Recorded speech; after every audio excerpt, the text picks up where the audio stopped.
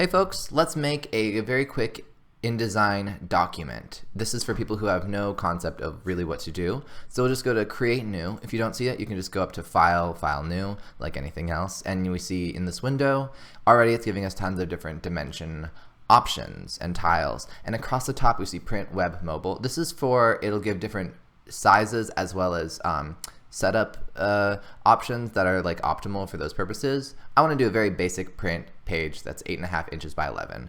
So already we've got letter selected, and it says it's 51 by 66 picas, and you might not know what that is. That's fine.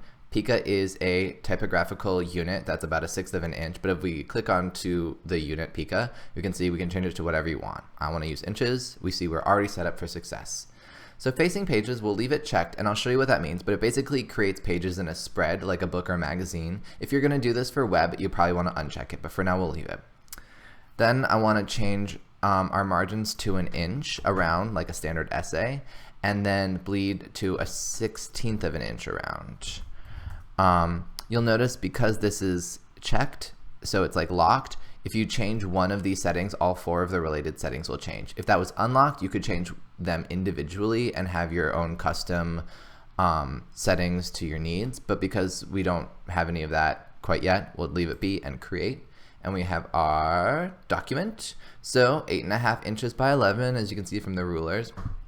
And then this purple line going around the inside is an indicator of your margin. And then the red around the edge is for bleed, and that's for the printer.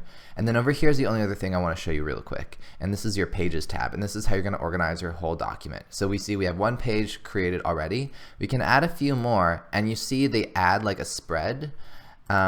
This is because we had that facing pages thing checked. So it already looks kind of like a book or a magazine document. So very cool. And we are ready to go. Thank you very much for watching.